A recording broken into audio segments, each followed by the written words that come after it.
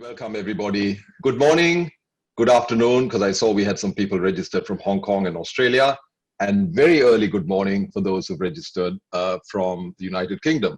Thanks for tuning in. I'd like to take a minute to introduce the Alliance in today's program. Many of you know this, but those who don't. The Alliance was born a week after the Easter Sunday attacks by a private sector group who got together to launch the Love Sri Lanka campaign to communicate that Sri Lanka was safe, open for business, and that campaign went viral. Since then, we've rallied over 400 tourism businesses here and importantly overseas to share a simple message that Sri Lanka is open, it's safe, and the message of Love Sri Lanka. Membership is free, open to all involved in tourism, companies and individuals. In September, we launched the Resilience Action Plan, committing to build back tourism stronger than before. We've also launched the first ever crisis response plan for Sri Lanka. All of this is available on our website, srilankatourismalliance.com. Our objectives are to drive sustainable tourism visitor growth, not purely numbers, but also revenue, but in a sustainable manner that respects our environment. Fewer, more high impact collaborations to work with industry associations alongside and to help where we can. Unlike the last crisis, this one is global. It has sent the tourism industry into an unprecedented tailspin, and there is no clarity on recovery timings. That will come, and we'll talk about it a little bit today. We are launching several new initiatives in the coming weeks, including this regular webinar series focusing on global and local industry leaders in tourism, media, research, and economics. It will be a weekly series, hopefully. I'll tell you at the end what next week's program is. The focus of this series is not what to lobby the government to give us. Government also is under some pressure, as we know, but to see what we can do for ourselves in terms of navigating our own businesses out of this crisis. Another initiative, one of many, is a See You Soon viral video like we did after the Easter attacks, but this will be done on a larger scale to keep Sri Lanka top of mind amongst consumers overseas until the Promotion Bureau and Sri Lanka Tourism starts their campaign towards the end of the year. We're also working on keeping the wanderlust alive, a customized virtual experience where consumers overseas can curate their Sri Lanka journey and share with friends. So that's just a quick update on what the Alliance is and what our plans are. I'm delighted to kick off the first webinar in this series with two Alliance founding members, Jetwing and Shangri-La, who will share with us their responses to the crisis. Hiran Cooray and Tim Wright need no introduction, but I shall try very briefly. Hiran is the chair of Jetwing Symphony. He is quoted as saying, "Passion, honesty, integrity, and tenacity. These were the values my father instilled in us through our lives, and they continue to be the Jetwing family philosophy." That tenacity is most certainly being tested now. Hiran's sister Shiromal is co-chair together with me of the Sri Lanka Tourism Alliance. Tim Wright is the VP and General Manager of the Shangri-La Colombo. He's been with Shangri-La for 25 years, more than 25 years, worked in 8 countries across multiple divisions, making him one of the Alliance's most experienced professionals. He's been in Colombo since 2016, and he has experienced a crisis of some sort at least half that time, and he'll explain further. Katherine Droga, our moderator today, but she's much more than that. She's a global tourism leader who's played a senior role with Tourism Australia for over a decade. She's worked in media and tourism industries for the past 25 years. She has extensive experience in both tourism development and promotion.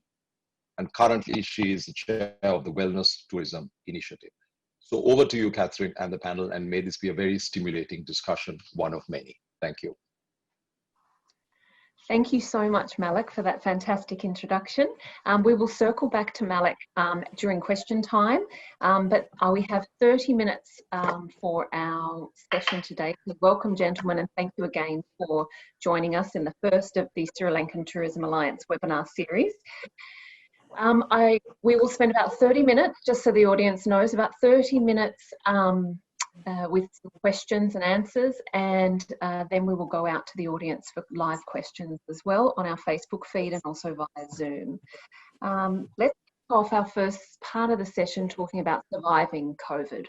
We all know at the moment that I'm just muting one of the microphones there.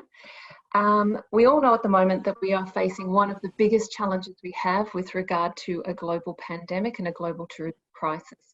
How I would like to start is with you, Hiran, to take us through, particularly from the Jetwing perspective, a bit of an overview of how many properties you have. I know you have over, I think, 3,600 employees. How you're facing it from the financial perspective. So what are you doing, and what can you help our listeners with surviving this crisis, first of all, from a financial perspective? Right. Thank you, Katherine, and good morning, good afternoon to everybody, and Aiboan from Sri Lanka. Yes, this is, as Malik also said in his introduction, this is probably the worst we are experiencing. I'm 33 years in tourism now, working in Sri Lanka and in the Asia Pacific region through PATA. Now, for us, this has really completely, set us back. I think we have 26 hotels, 10 villas. We have a large travel agency which does both inbound and outbound travel. So that has close to 400 associates working in our travel segment, and close to 3,200 working in the hotels side. Of the properties that I mentioned, some of them are not managed by us, with not owned by us. So one of the properties, the owners decided to close. That's the only one of ours that is officially closed. The rest of the hotels are in operation with no guests. So the managers are there, the few staff are there, they're cleaning the properties, they're making sure that everything's under control. The air conditioning plants are run at least for about an hour. We have biomass generators. Those are operated, because if those go out of operation, it will cost us a lot of money to put it back as well. With regard to finances, this is really a tough one. This is the first time in the history of Jetwing we've had to ask most of our associates, I would say close to 90% of our associates, to take a voluntary pay cut. It goes from 10% from the lower end to a high of 50 to 60% for the senior people, and Shiromal and I are without a salary for the moment. I hope we will get some salary by end of the year at least, but that's what it is. We had a salary bill of close to 120 million rupees a month. With the reductions, it has come down to about 80 million, but this is really tough going for us. For a company that has no income whatsoever, to be paying out 80 to 90 million rupees every month is not easy. But we've taken a decision to do it as long as we can. So Shiromal and I keep talking to each other, and Ruan almost every day, wondering how we are going, how long can we go on like this? How long can we take this company forward? For the moment, the government has given some comfort. We have got a moratorium on payment of capital and interest for 6 months. We believe if tourism does not start, it will be extended. We've also got, we've been told that we get 2 months of working capital. None of the hotels, as far as I know, have got it, but most of them have applied for it, not only Jetwing, but all other companies as well. But most haven't got it as yet, but they're working with the banks. So that will push on us again for a couple of months. We've cut down drastically on electricity consumption, fuel consumption, all of that. So hotels are working on a bare minimum. So each of our properties knows what the exact cost for a month is. So that is the biggest cost, obviously, is the payroll, and then the power and energy, and a little bit of food, and the laundry services for the associates and so on. So that's where we are at the moment. This is really tough going, Katherine. Thank you. Yep, it's quite, I think you make the really good point that for all our listeners here, obviously our biggest cost in the tourism industry are our people and our salaries, and then in Sri Lanka, energy as well.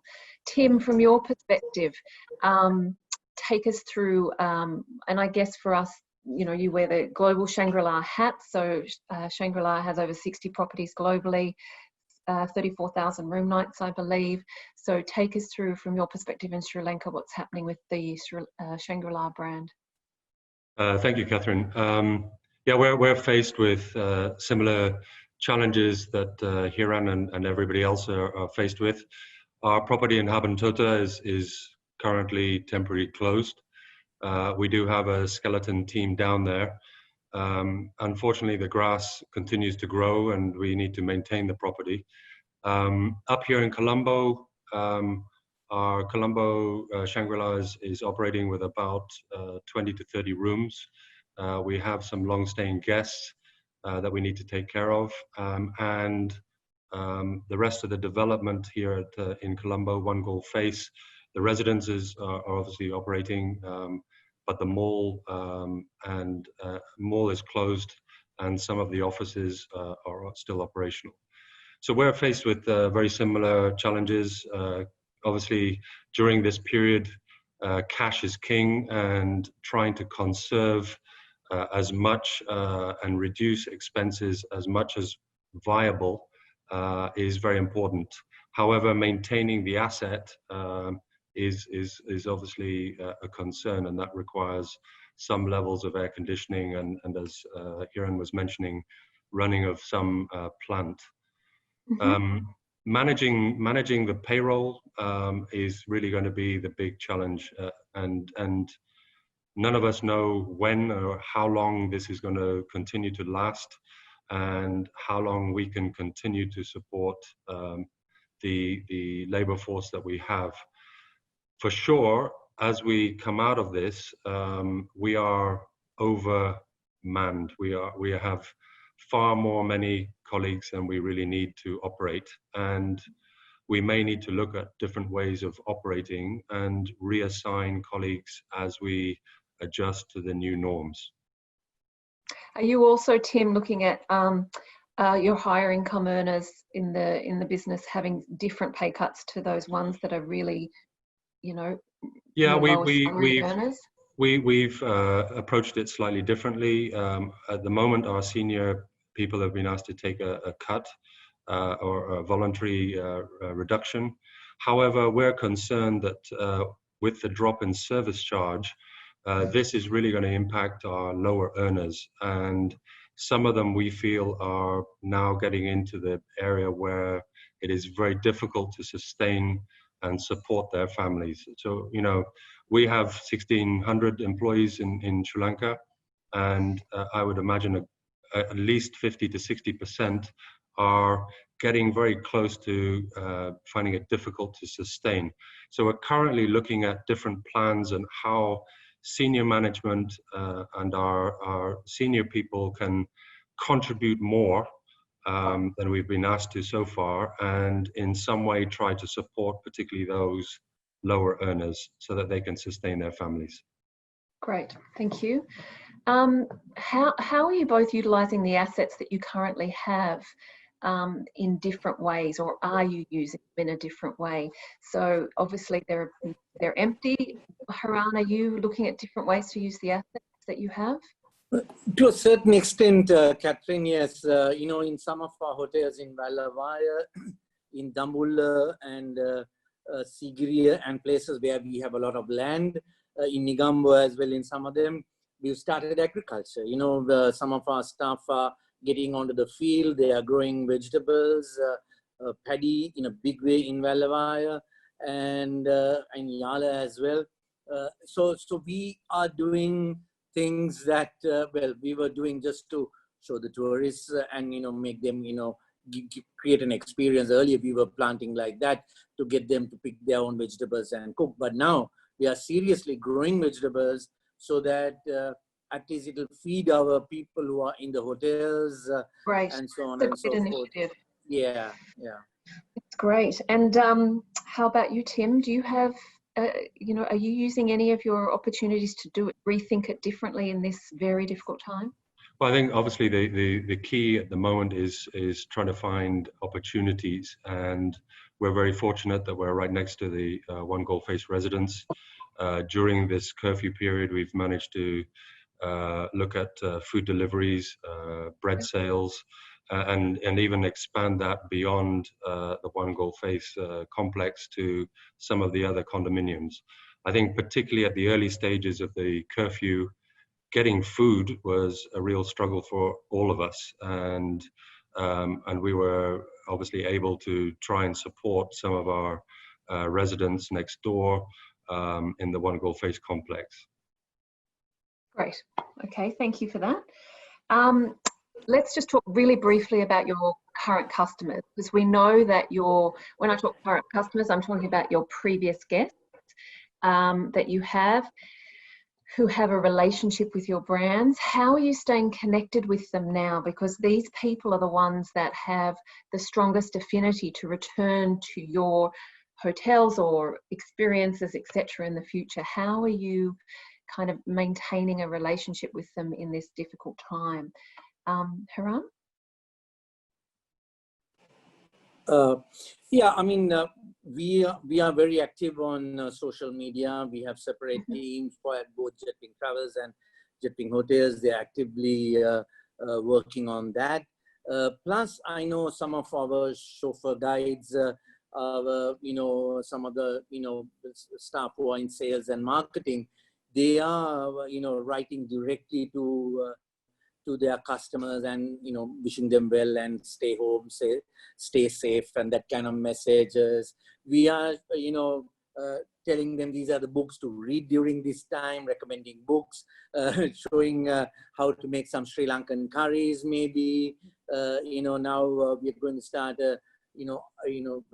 how you can boost your own immunity during this time through our indigenous medicine, Ayurveda. That kind of stuff is what we are going to do. I know one of the ladies who toured with us in Sri Lanka in January this year sent me a nice WhatsApp clip saying one of our chauffeur guides had written to her, personal note saying, I hope you're well and you take care of yourself. And she said, look, I've not been reading many emails, but when I read this, I was really touched. And, so these are kind of things that our people are doing right now. It does make a really big difference because it creates, you can't fix what's happening, but showing that you care. Yeah. And the other thing is showing a connection to your brand and to the Sri Lankan culture. So that's lovely. Yeah. Tim, anything from your side? Yeah, I think staying in touch with clients and contacts is very important. I have 40 people in the hotel who've been together for about 7 weeks now. Some of them have been here for a lot longer, and we've been trying to do some simple activities to try and break up the monotony of the curfew. I think this evening we have a bingo session with them, obviously respecting social distancing, but again it's trying to make things a little easier and trying to just stay in touch. I think it's the little things, isn't it? Tim, I'd like to kind of probably lean on your experience around the last year's Easter bombings. So you led the Shangri-La through, the devastating attacks that had a profound impact on your own individual hotel. And for our listeners today, while that particular event was very, very tragic and localized, this is global, you would have some tremendous kind of wisdom to share with everybody in terms of how to get through a crisis like that. So what could you share with us? Yeah, I think obviously Easter last year was a very traumatic and very instantaneous situation that we had to deal with. We were very, very fortunate that we had a huge amount of support from our owners, from our corporate team, and from our colleagues around the world and the local community. But we were one of a few organizations that were impacted by that. This situation now we're faced with is we're all in this together. And I think the way I've tried to deal with this is to try and be as honest and open with people, to talk about perhaps our challenges and how can we overcome them together. I think I try to communicate as much as possible. and try and be positive. Very difficult to do when everybody's sitting at home and struggling to find something to eat and worried about their future. But I think trying to be as humane as possible and honest and open, and try and be as supportive as possible. Great, thank you for that. And Hiran, how do you, from your lessons from the bounce back of last year, what's a piece of insight or a learning that you guys had in terms of the devastating effect it had last year and what we can learn as an industry this year? Katherine, to be honest, I've been working since '87. I came back to Sri Lanka and joined my dad. And '87 to '89 was a terrible, terrible period in Sri Lanka. I mean, some of them are youngsters probably who are listening may not have been even born during that time. Everything was, closed here. The north, south, east, west, people did not have access. And, I learned a lot during that time from my dad. I mean, he was looking at how he can expand the business. How could he, do more by land, this, that, and the other. So that's the kind of confidence he instilled in us and, took us forward. I mean, I thought he was mad. He was crazy at that time. And we both, Jetwing, benefited from that kind of bold decision making by my dad then. I mean, then we had 2005 till about 2009, which was a terrible period in Sri Lanka as well. Then we had a fantastic run of 10 years until Easter Sunday last year. So yes, when the Easter Sunday happened, as Tim was saying, we had tremendous support from rest of the world. The international media, international tour operators, well-wishers, they all supported us. And those who said we'll take 12 to 18 months for the recovery, it just, 6 months, 7 months on, we were almost back to normal, and getting back to the normal pricing levels, all of that. So, but unfortunately now it's looks like a real waiting game. It is something that we had to really go into, maybe I can use the words hibernation or slumber or retreat or whatever it is, just grind your teeth and hang in there, because if you really believe in tourism is going to come back in a strong way, right? People need to travel, people need to experience, people need to go and try different food, different cultures, experience all of that. So tourism is going to come back, but when is the question? Until then, you have to hang in there. I mean, I was just telling Shiromal this morning, when the tsunami happened in 2004, our dad was alive, and I asked him about 10 days later, what do you think we are going to do? Because everything was closed. We had lost 35,000 people dead, and our business was literally closed. And he said, there is nothing. We had to just wait a little. We had to just wait a little, and things will fall into place. I mean, you prepare, and that's I think what we need to do. People are frustrated, people are depressed, but when the going gets tough, the tough has to get going. And I think that's a perfect segue into our second part of the discussion today, which is how we prepare for post-COVID travel resumption. We know the world is going to be an entirely different place when travel resumes, and we know that it's going to be a combination of which markets open first and which ones are, being able to travel, and that will be impacted by the economic situation in key inbound markets for Sri Lanka. So the opportunity will be looking at consumer sentiment and who is willing to travel, the economic situation of the country that they're from, and then most importantly, how Sri Lanka has managed the crisis and has, so far has had a very good result in terms of managing the risk around it. So travellers will be more comfortable. We know that countries like Germany have the single biggest stimulus package in Europe.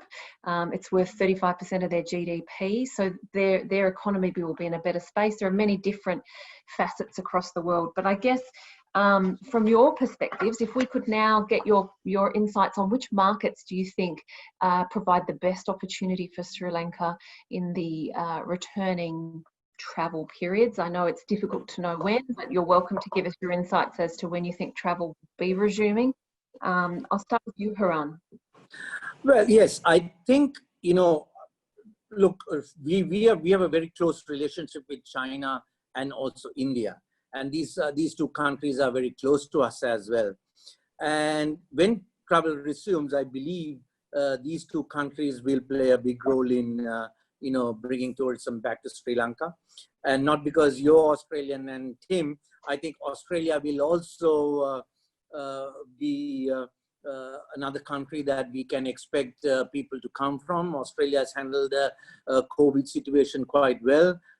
And the people are, moving freely, and they're a little bit more adventurous and that kind of thing. So these are the three countries that I would bank on.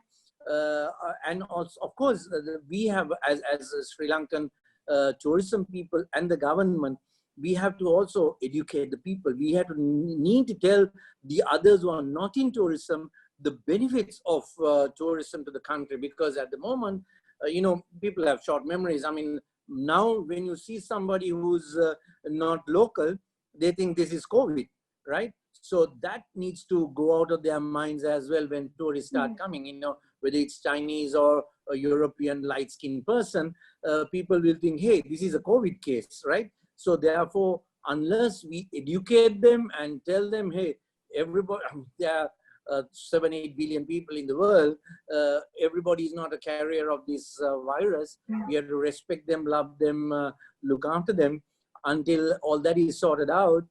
It's going to be not easy, but I think these are the three countries that we can, And I think it's interesting you say, obviously China is a significant market and India to Sri Lanka currently.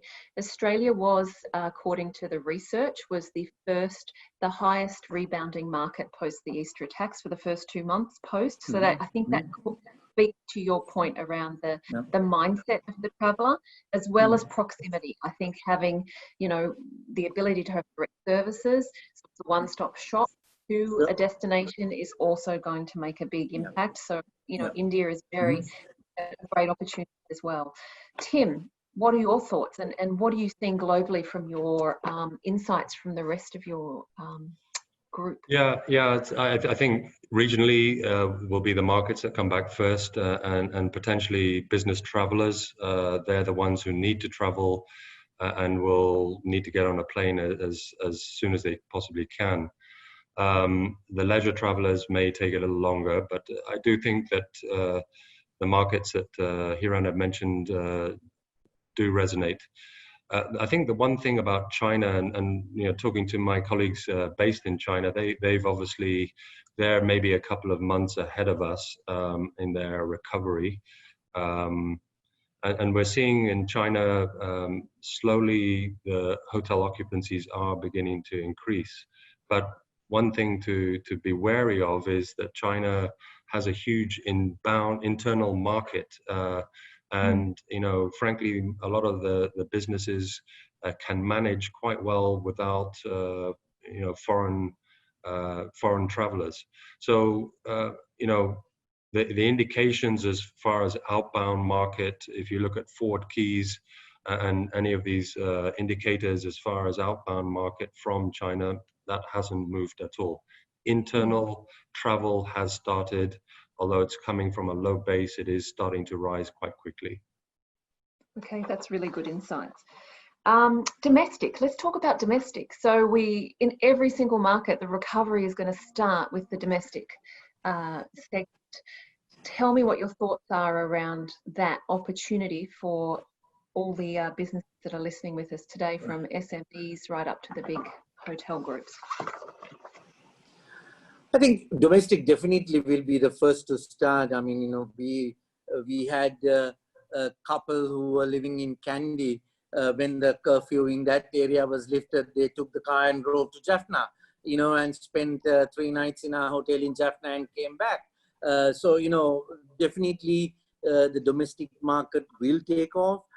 Prior to Easter Sunday, Jetwing's business was 25% Sri Lankan. So actually from a market perspective, for us, the #1 market is our domestic market. So Jetwing, associates are really geared to handle the Sri Lankan market. Our brand is much loved by the Sri Lankans. And so we think at the moment the travel restrictions are lifted, we will see Sri Lankans coming into our hotels. However, Katherine, one thing we have to bear in mind is that unlike last year and the previous years, earlier only tourism got affected. But this time around, all other industries, all other sectors also affected. So sometimes their disposable income may not be as high as it was in the past, So the corporate outings and all those, fancy stuff that they did, all of that may not happen this year. So we may not see that many people go out. But however, I can see for some of our high-end luxury hotels, on the weekends at least, Sri Lankans going and chilling out. And how do we encourage this? And it's $1 million question, and I'm not sure if it's possible, but everyone wants a piece of the pie when travel resumes. And this concept of, discounting and, the prices dropping, that, we want our tourism industries globally, and especially in Sri Lanka, to be getting an economic benefit from their guests. So how do you encourage people not to go to the bottom in terms of the cheapest deals? Is there a way to offer value adds, or will it just happen? Oh, okay. I think in the short term, Katherine, whatever we do, we are going to see discounting, unless a few of us have guns and threaten to kill those who discount. People are going to discount, and the consumer, the guest, is also going to be on the lookout for special offers as well. Then they will want, in order to kick off travel. So I don't think it's too bad for the first 2-3 months to have special offers, get people excited in traveling. But if it continues beyond that, then it's going to be troublesome. Okay, we must have an unwritten rule or law, saying, hey, let's discount for the first 2-3 months, but thereafter, let's get back to our normal pricing. And thank you. And Tim, what do you think from a domestic sector? City escapes, or do you think everyone's going to be wanting to go regional? I think perhaps a little bit of both. I think, frankly, when you've been stuck in the city for 7 weeks like we have, I think we're just desperate to get out and see something different. I do feel like Hiran, discounting will inevitably come into play. Interesting that post Easter last year, when everybody did discount, I think at the end of 2019, the city hotels here in Colombo were trying to work together to see whether we could get some moratorium or some understanding together to try and keep to some reasonable rate, because so many people were losing, obviously, profitability. So I think Hiran is right. 2 or 3 months. It's also good to encourage people to enjoy the facilities that we have, to help them through this difficult period, and obviously making it more reasonable for them to do so. You also mentioned to me when we were talking earlier that you believe that superior delivery and service delivery will be a differentiator to drive yield post-COVID. Can you tell me what you meant by that, Tim? Yeah, I think safety and security has now become really top of mind, and I think it will do for quite some time. Post Easter, obviously, we raised our security levels to quite high levels, and that intensity is very difficult to maintain. It's very costly, but it's also very difficult to ensure that is maintained. Now, obviously, post COVID, when travelers do come in, I think they will be looking for an organization that will build confidence and give them some assurance that hygiene standards are at the forefront. And many of the big international companies have been talking to experts to formulate a new protocols in hygiene. And those protocols we've had in place certainly pre-March. But it's making sure, and how do you give the traveler the assurance that what you say you're doing is being done, and what technology can be used. And this is, I think, what the big hotel companies are now talking to experts. How can we build this into our daily routines to give that assurance to our travelers? Excellent. Just a reminder for anybody that's listening, if you want to post some questions on our live Facebook feed or also our chat here on the Zoom call, please do so. I did have a question that came through. We'll do them at the end, but one that I thought was good now, which we didn't cover with the markets, was obviously Europe is a really important market for Sri Lanka and also the US. So when do you feel those markets might be returning internationally? So it is $1 million question, but let's have a stab at it. Hiran. Well, I think UK, Germany, and France, even Italy, things are settling down slowly. So therefore, there can be relaxation and all of that happening soon, which means people will feel free to travel again in the next 5 to 6 months. And where I see potential from Europe is long stay guests, those who are over the age of 55, 60, who probably stop working, who have a disposable income, who want to get away from the winter, may go through the hassle of taking all these COVID certifications and all of that, and then come here and spend 3 months or 6 months, because of our Ayurveda, and Sri Lankan food. These are all, all immune boosters, I would say. Yeah. Right. So therefore, with the things like kottamalli, which is a natural herbal drink, it is believed to many believe. I mean, from my mother's or grandmother's time, we are given kottamalli whenever we get a cold or cough to boost our immunity and get over it. So these are things that people might think, hey, let's if we offer cheaper packages, not the very high cost packages, people might opt to stay for 3 months or 6 months and go back after the winter is over, because it's a winter that really kills them. So if you create an opportunity for them to get out during that time, they'll come here, spend that time nice and sunny, and then go back when it's nice and sunny out there. So I can see some of the Europeans coming back this winter if travel restrictions are removed. And Tim, what's your thoughts on international travel beginning again? I'll just unmute you, or you're unmuting yourself. I think the business traveler will come first, and I would say that we're probably seeing the business traveler starting to return in probably 3 to 6 months. The long staying people escaping the winters in Europe, I would agree with Hiran. We have several couples staying with us who are waiting out the curfew and waiting out the crisis here rather than going back to Europe. Despite some encouragement from the British government to go back, they feel more comfortable. The weather's nice, people are friendly. And we give them kottamalli as well every morning for breakfast. Business first, leisure second. Okay, great.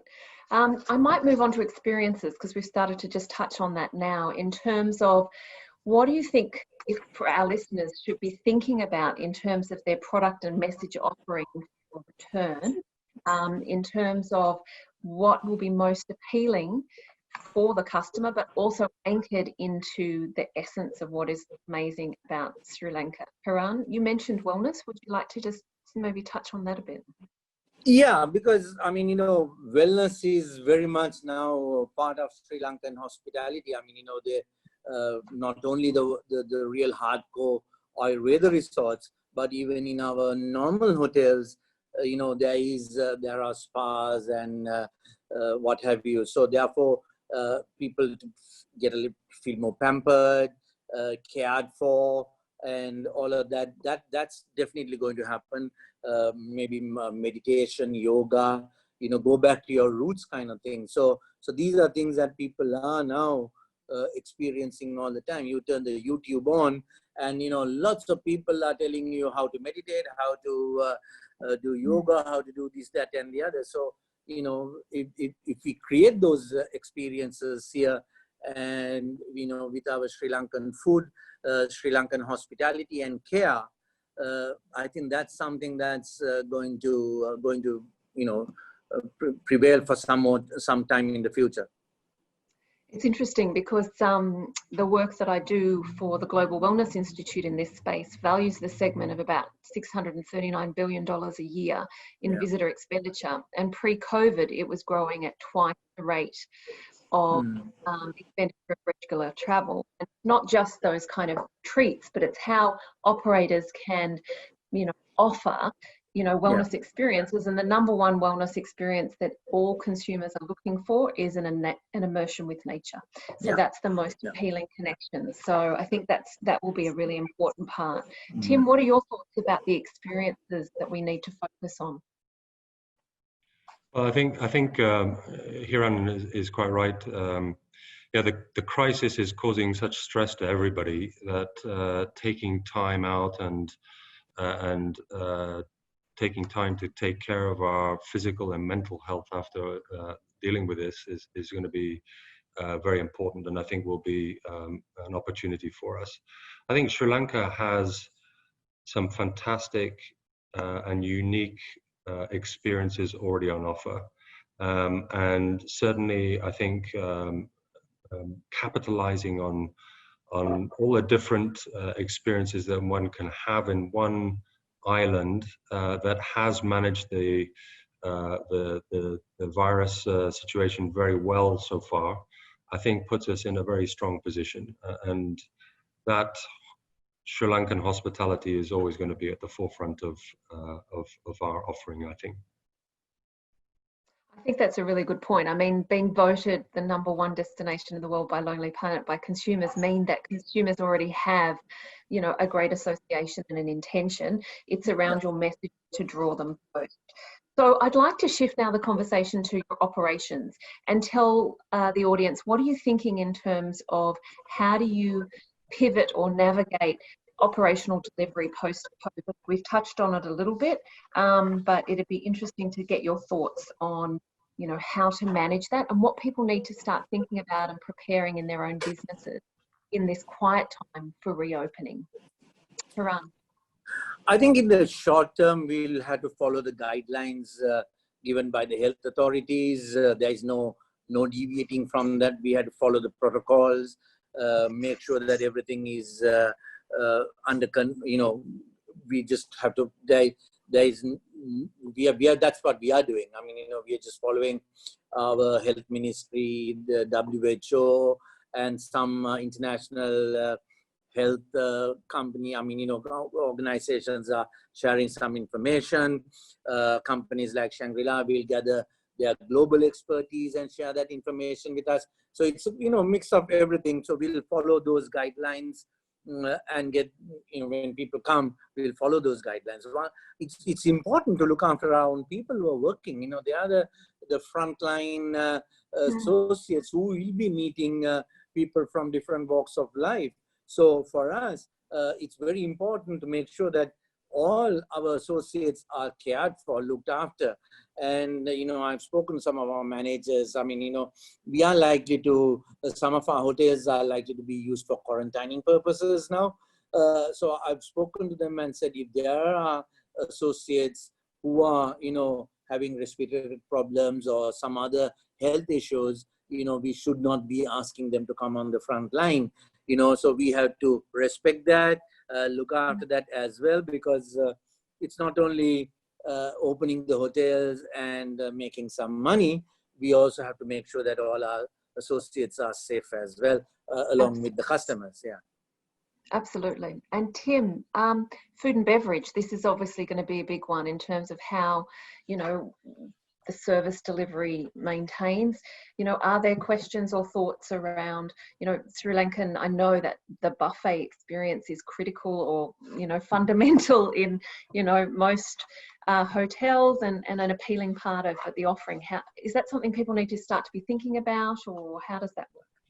We've obviously had some experience already in China, and there has been there a move in some locations to move away from buffets. But as in Sri Lanka, in China, buffets are what people want. So perhaps how we operate the buffet, sneeze guards, instead of self-service, have staff to help serve freshly prepared food. I think these are all things that we can put in place. I think what I sense is that we can take what we've learned from the critical points of food safety and start to, you know, use our experience with that and transfer that into just general public health assurance, that, you know, in the things that we were talking about earlier, guest room cleanliness, those critical touch points in the guest room, those public area points, and really using our experience and our protocols in food safety and expanding them further into accommodation as well. Thanks, Tim. And what about the use of technology? So technology is a big discussion that we're looking all around. You know, a lot of the countries have COVID tracing apps that they're starting to implement. The UK are going to implement one mid-May. Australia's already started to implement a voluntary one with 2 million downloads in 4 days. China has QR codes that they scan people at checkpoints through, which is far more significant. South Korea do it. You know, and we also know that Emirates is one of the leading airlines that was talking about testing before you get on the plane. How can technology help us in the tourism experience on the ground for operators as well in some way? Tim? I think, yeah, I mean, this is the big question, and the question is how can we absorb and embrace that kind of technology here in Sri Lanka. Certainly, you know, when talking to some of these hygiene experts, they talk about you know, advanced hygiene solutions as far as cleanliness of the room. Obviously, the initial concern that we would have is how do you ensure that the people you're allowing to come into the country are safe to do so, and how do we easily monitor that without making it a cumbersome experience every place they go, because every hotel, every restaurant, every destination that they visit, there'll be some concern about, you know, are these people safe? Are they clear? Yeah, and I think it's another interesting thought would be the customer. Do you think the customer will, and we don't know, but will the customer be, you know, obviously very nervous in the beginning, but do you think customers will start to live with this uncertainty in travel and become more resilient as travelers? Hiran, what do you think about that? Yeah, the nervous travelers will probably not travel for a long time, Katherine. I mean, you know, there are people who are just paranoid. I mean, Tim knows where I live, and I know some people here, you know, they don't come out of their apartment. You know, they just wouldn't come out of the apartment, right? So they're so kind of, you know, gone ballistic there, you know, who don't want to see any other human being. So that kind of people will not travel for the next 5 to 10 years. But then, I mean, you know, the rest are people who are wanderers, who want to travel. So they will take certain risks. And, you know, when these offers are given, special offers given, they'll grab those opportunities and travel. So there'll be one, I mean, you know, it depends whom you talk to. Some people will say, hey, I'll never travel again. I'll never go out of this apartment again. So that's it. That's locked down for them permanently. Whether the government tells you to go or not, they will not go. But the others, you know, they will move. They will get on with that. So that's a market that we have to go after. The people who will want to explore, who will still want to go, whether you give them technology or not, as long as the basic, you know, assurances are there, the safety net is there for them, those people will go. Yeah, that's. Okay. I'm really mindful of our time, that we continue on to ensure we have time for questions as well. I have one last question for you that before we open it up to the industry. I heard Kamali speaking, the chair of the SLTDA and SLTPB. It's a lot of acronyms there. And she said that she was encouraging the industry to work together to get out of the crisis. Much as obviously the government needs to be supporting, and there were significant strategies that they're implementing, but she also wanted to encourage private sector collaboration. What do you think could be something that is really important, or a couple of things that the industry can work together on? Hiran? I think one thing that the industry can seriously work with the government is in managing our assets. I mean, you know, our heritage. You know, we have wonderful national parks. Some were obviously over-visited in the past, so we can put proper management systems there. You know, visitor management. Our cultural heritage, which is Sigiriya, Polonnaru, Anuradhapura, Dambulla places, are not, you know, no proper interpretation facilities, no visitor facilities there. So we can get together with the scientific experts and the cultural experts with our business sense, work together in putting those right, because we have probably 6 months or 12 months to get our act together on those. So these are things that I think we can do, because then we can, I mean, you know, we charge $35 to visit Sigiriya, for example, right? And for most females, there is no proper facility there. So these are basic needs, but I'm talking a little bit more than that. Interpretations, you know, and all of that, proper visitor centers for people to spend more time in those places, create those facilities, because that's what other countries are offering for those. So we have to be true. If we want the real high-end tourists to come here and have a high-class experience, we have to offer those. And this is the best time to get those things done together with the government. So it's really so do you see this as, you know, a silver lining to reset the tourism, you know, offering and look at lifting, you know, the standards and quality of those sorts of iconic attractions, and conservation? I guess that's another piece I wanted to ask you about, was conservation. You know, you're probably one of the leaders in sustainability from a hotelier's perspective in Sri Lanka, Hiran.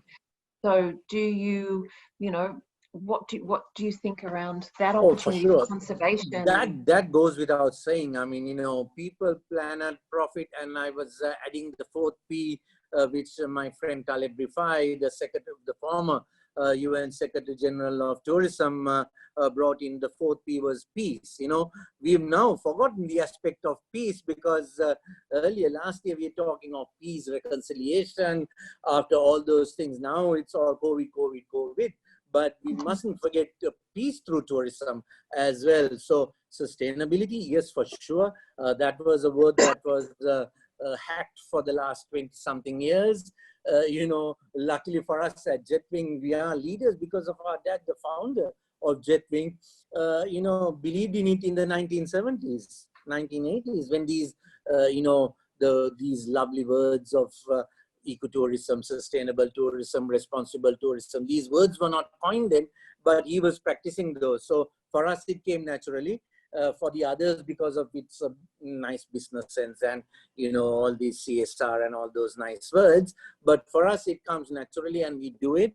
But now I think in addition to peace, in addition to sustainability, we need to look after peace as well, because, you know, once this COVID is over, we can't go back to our old, you know, bring back the hatred, bring back the anger, bring back everything else. But peace, tourism is a great leveler. People move around the world, and we need to bring back peace through tourism and of course sustainability. Awesome. That's a lovely point. Thank you, Hiran, for that. Tim, final comments on, you know, what you think the industry can rally together on in this space? Just a couple of comments. Firstly, about confidence in traveling again. I think if we look back to 9/11 and the huge change in security and restrictions of getting on a plane post 9/11, I think many of us were really struggling with the changes, but we've soon got used to it. And I think whatever changes do come post COVID-19, I think at the beginning it will be different, but we will get used to it, and I think people will still want to travel. I think as far as how we can work together, obviously, I think sharing knowledge for the good of all of us, I think is going to be very important. And one concern that I have as we move to perhaps more F&B offsite deliveries, that is going to come with an increase in use of single-use plastics and disposed trays and containers, and that we need to find a way how we can not create another problem by moving our F&B offsite and sending food to people in packaging that's just going to get thrown away. I think it's a really critical one, and I think it's something we all have to think about, because there are solutions, and we need to think about how to reduce the costs of those solutions. Thank you so much for your, you know, contributions. I'd love to welcome back Malik, Fernando, the co-chair of the Sri Lankan Tourism Alliance, if he is still on the line. And can we make sure we can see your face, because it was cut off a little bit before, Malik. And I'm using an iPad for the first time. Normally I use my laptop. So here I am. No problem. So I thought we would just open it up to some questions now from the audience. And we have had quite a few. We've got about 400 people on the line still as part of this holding on. So let's start with a distribution question. One of the questions that's come up has been, do we believe that there'll be any shifts in the patterns of booking patterns in how people book their Sri Lankan experiences with COVID? Who would like to? Yeah, I'll go first. I think definitely yes, because earlier people felt very free to book just online. They booked the hotels online, they booked the transport online, and then just travel freely.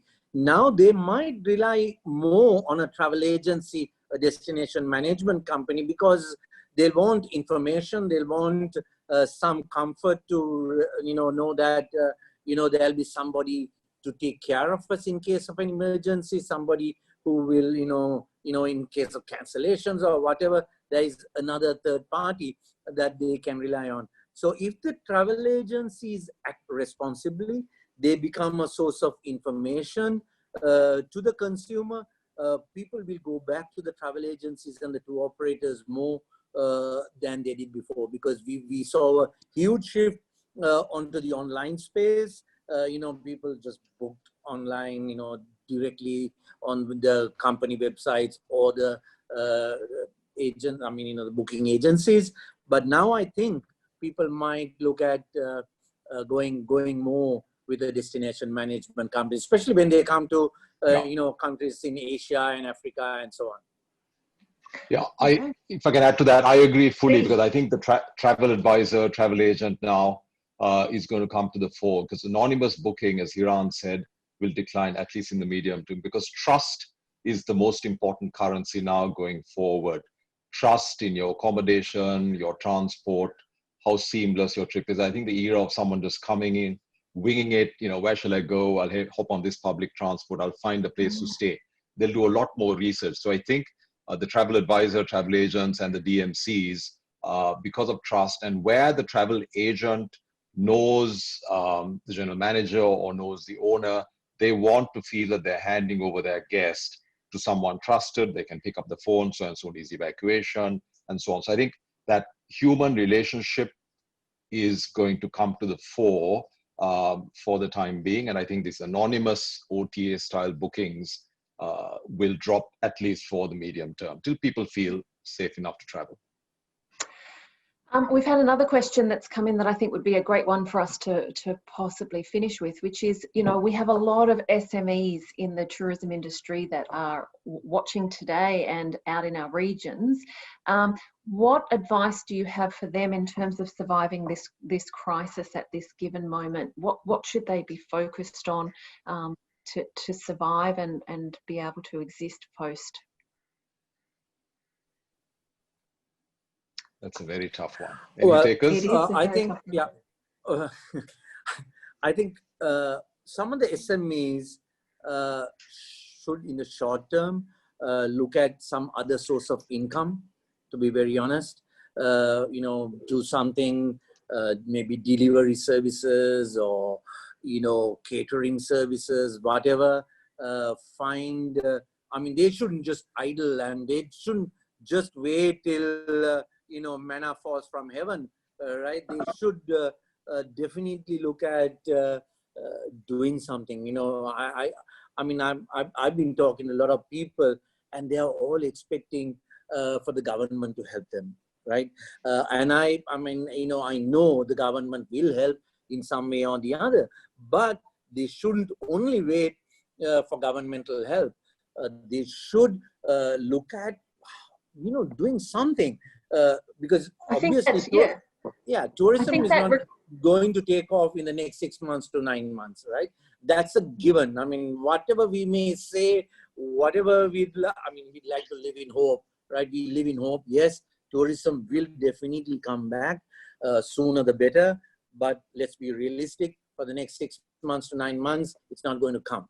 So therefore, we need to find another source of income until tourists come back.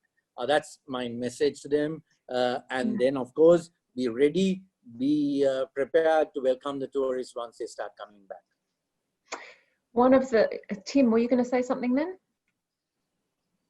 No, I agree. You know, we do need to have some positivity. Certainly, you know, thinking about your assets, obviously the physical asset is one, but most of us truly believe that our biggest assets are people. And how do we maintain that with some very challenging cash issues? And that would certainly be, you know, try to hang on to your people, I think. Yeah, that's a very good piece of advice.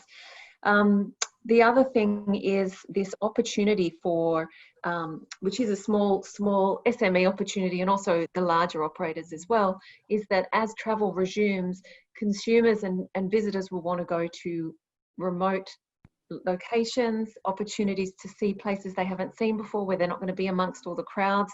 So that represents a tremendously good opportunity for the whole of Sri Lankan tourism to be able to encourage dispersal beyond, you know, traditional triangle visits, etc. Thank you very much, gentlemen, for all your contributions. I'd love to hand over to Malik now, just to say a few words from the next steps and from Sri Lanka Tourism Alliance, because I know you've got a few activities and things that you might like to talk about. Hiran, Tim, thank you. It's been a delight and a pleasure to speak to you both, and I'm very grateful. Thank you, guys. I think a final point I'd like to make, and we heard this earlier, is that this is an opportunity for a reset. Many of us know that even before the Easter attack, the formal sector was not doing well. So if you look at September, October, November, leading up to Easter, many say, look, after Easter, we were devastated, but we were not heading in a positive direction even before the Easter attacks. So this is an opportunity, I think, for us to reset, to look at sustainability, sustained growth, higher yielding. Higher yielding doesn't mean high yield as in $700, but higher yielding can mean, you know, our average room rates in the country are $50 to $60, you know, so to take it from 50 to 60 to 100 to 120 is higher yielding. So that is one aspect, and all of that flows down to our bottom line. So I think the Alliance, together with the other associations, would like to be a part of that very important discussion that the government is also contemplating. So when we reopen, maybe in December, we use that opportunity, never waste a crisis, as they say, to reset the direction that we're going in. So it becomes a lot more sustainable. For those of you who, well, it's too early because I've got quite a few messages from the UK saying they've just woken up. They'll see our recording on Facebook and it'll be on the website shortly. Thank you to Hiran, Tim, and Katherine for, I think, a very stimulating discussion. We've had tons of questions. We're going to be looking at them offline and answer some of them on Facebook and others directly. The next webinar, we're looking at going micro, covering specific best practices in cash management, engaging staff, marketing strategies, how you reach out to former guests, health and safety protocols, you know, COVID clean protocols that some of us have developed. We're going to share best practices. So that's going to be useful for your operational teams. Don't forget to sign up for membership of the Alliance if you haven't already. If you're on Facebook, please friend us. Hope you found the session interesting. Thanks again to the panelists, and we've had 400 to 500 people watching, and see you at the next webinar. Thank you and have a great weekend. Thank you so much, Malik. It's been a pleasure.